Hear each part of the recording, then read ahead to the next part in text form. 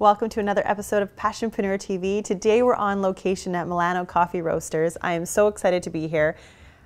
This is the best cup of coffee I've ever had. I'm here with Linda and Brian Turco. So you have a very unique approach to coffee. You've amalgamated the old Italian way with new West Coast. So explain to me how that happened. Well, you know what? It's really interesting. The West Coast is the birthplace of Canadian or North American coffee culture. This is an Italian coffee tradition, espresso. Without Italian coffee tradition, 3 generations, you wouldn't have the present coffee culture.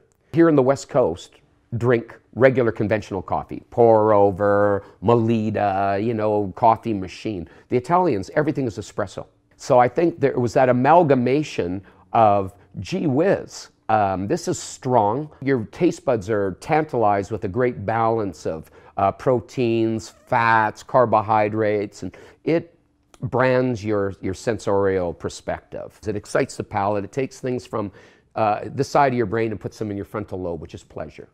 Francesco Chiaratello, the original owner of Milano Coffee, came to North America around 1981 to actually consult for Howard Schultz. And when he came to Seattle, he saw just the dire state of coffee in North America, and he decided to build his business in Vancouver.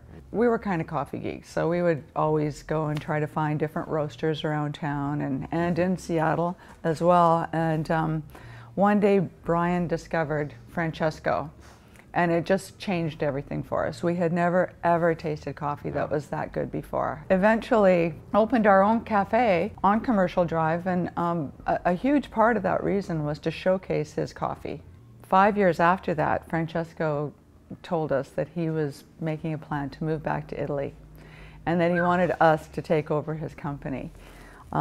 He had mentored Brian up to this point. They were like 2 peas in a pod, always talking coffee.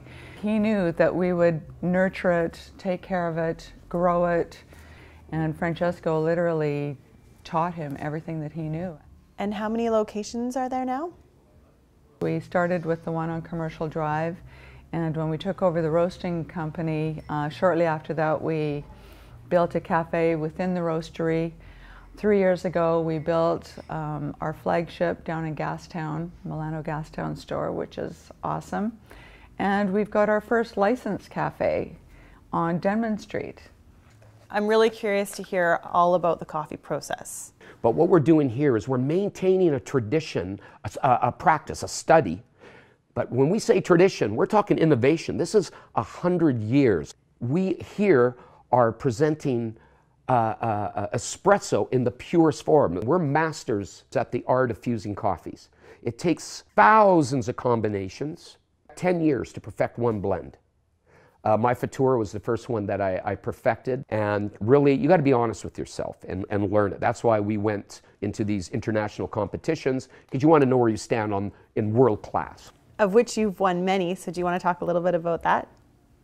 We have. In 2012, we entered a competition with the International Institute of Coffee Tasters, headed by Luigi Odello in Brescia, Italy, all run by experts at tastings and sensory analysis. So they have 26 people doing blind taste tests, and with that, we won a gold medal for our La Fattura. In 2013, we decided to enter again. It was hosted in Tokyo, Japan. We actually entered 4, won 3 gold medals. We won for our Nuovo, Miscela Royale, and our Lucky 13. Explain the difference between a single origin and an espresso. All coffees are single origins. They either come from, Ethiopia, Brazil, wherever. But what espresso is, it's reliant on a combination. And the best way to explain it would be like, we could see a great soloist, a great violin soloist. It's a beautiful thing, but actually when you write for an orchestra, you're writing the parts for the violinist, you're writing the parts for the timbales, for the cello, for the guitar, the bass. So espresso building is getting an amalgamation, a magical combination of great players playing at their fullest in harmony with each other, creating a composition. And how did you get into it? When did you know that you had a passion for coffee? I didn't drink coffee growing up. I did not like coffee. I thought if coffee tastes like the coffee my parents drink, it's terrible. And just out of high school, I went to Europe. And it was there that I discovered that not all coffee is created equally. And it just opened up a whole new world of coffee to me and what it actually tasted like. But I found it just because it's an organic, my tipping point is I'm born and raised in Little Italy, East Vancouver, where that was the only area where there was coffee bars and Italian because it was called Little Italy. So that's how I discovered it, and it was social. Hey, where can you go hang around for 4 hours? And back then for $4. My folks came from Europe. I'm Ukrainian, brought up in an Italian neighborhood. Francesco said, Brian, espressos are much like a Canada. Many different cultures from around the world, different characters, living together in harmony. Thank you, Linda and Brian. It's been a pleasure being here. I can tell you're so passionate about what you do because I can taste it in every cup. If you are a passionpreneur and you would like to come on our show, please drop us a line.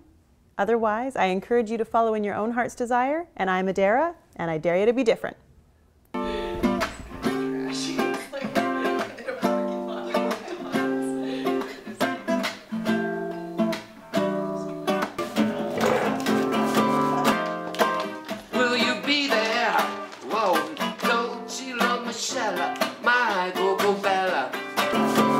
You're so good to the touch, your body's way too much. Wow! Think I want you one more time. Not right in front of me.